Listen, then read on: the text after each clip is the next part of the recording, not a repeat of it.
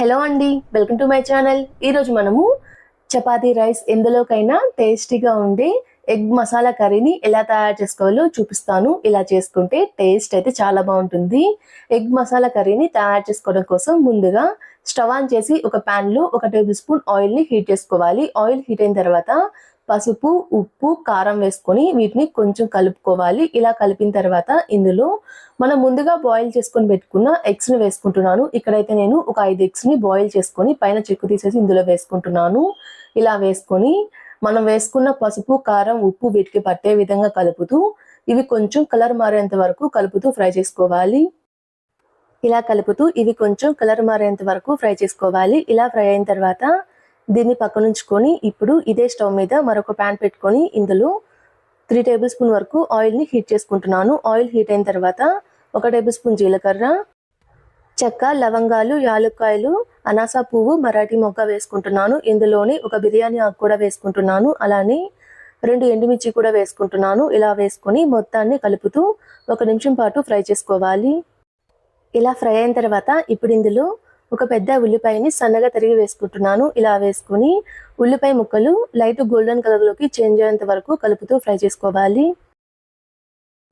ఇలా ఉల్లిపాయ ముక్కలు కొంచెం కలర్ మారేంత వరకు ఫ్రై అయిన తర్వాత ఇప్పుడు ఇందులో 1 టేబుల్ స్పూన్ వరకు అల్లం వెల్లుల్లి పేస్ట్ వేసుకుంటున్నాను. ఇలా వేసుకొని పచ్చివాసన పోయేంత వరకు ఫ్రై చేసుకోవాలి. ఇలా ఉల్లిపాయ ముక్కలు కొంచెం కలర్ మారేంత వరకు ఫ్రై అయిన తర్వాత ఇప్పుడు ఇందులో 3 పెద్ద టమాటాలని సన్నగా తరిగి వేసుకుంటున్నాను. ఇలా వేసుకొని టమాటా ముక్కలు బాగా మెత్తగా మగ్గేంత వరకు కలుపుతూ ఫ్రై చేసుకోవాలి. ఇలా టమాటా ముక్కలు బాగా మెత్తగా మగ్గేంత వరకు ఫ్రై అయిన తర్వాత ఇప్పుడు ఇందులో ఒక 1/2 టేబుల్ స్పూన్ పసుపు, 1 టేబుల్ స్పూన్ ధనియాల పౌడర్, ఒక 1/2 టేబుల్ స్పూన్ జీలకర్ర పౌడర్, ఒక 1/2 టేబుల్ స్పూన్ గరం మసాలా, ఇందులోని మీ తినే కారాన్ని బట్టి కారం వేసుకోండి. ఇలా వేసుకొని మనం వేసుకున్న మసాలా మొత్తాన్ని కలిసే విధంగా కలుపుకోవాలి. ఇలా కలుపుతూ 1 నిమిషం పాటు ఫ్రై అయిన తర్వాత ఇప్పుడు ఇందులో ఒక 1/2 కప్పు పెరుగు వేసుకుంటున్నాను. ఇలా వేసుకొని మీడియం టు లో ఫ్లేమ్ మీద మనం వేసుకున్న పెరుగు మొత్తం కూరలో కలిసే విధంగా కలుపుకోవాలి. ఇలా పెరుగు మొత్తం కలిసే విధంగా కలుపుకున్న తర్వాత ఇప్పుడు ఇందులో 1 గ్లాస్ నీళ్లు పోసుకుంటున్నాను. ఇలా పోసుకొని మొత్తాన్ని కలిసే విధంగా ఓసారి కలుపుకోవాలి.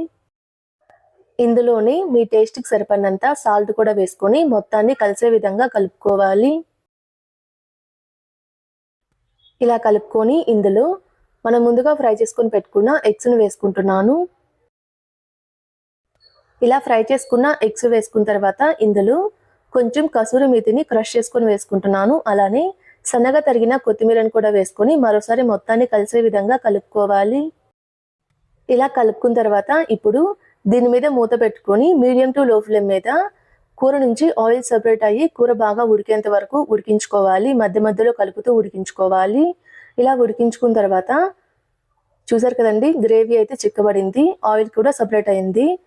ఇలా ఉడికించుకున్న తర్వాత స్టవ్ ఆఫ్ చేసి ఒక సర్వింగ్ బౌల్లోకి సర్వ్ చేసుకుంటే ఎంతో టేస్టీగా ఉండి ఎగ్ కర్రీ అయితే రెడీ అయిపోతుంది. చపాతీ రైస్ ఎందులోకైనా టేస్ట్ అయితే చాలా బాగుంటుంది. మీరు కూడా ట్రై చేసి ఎలా వచ్చిందో నాకు కామెంట్ చేయండి. మా వీడియోస్ ఫస్ట్ టైం చూస్తున్న వాళ్ళైతే మా ఛానల్ని సబ్స్క్రైబ్ చేసుకోండి. Thanks for watching.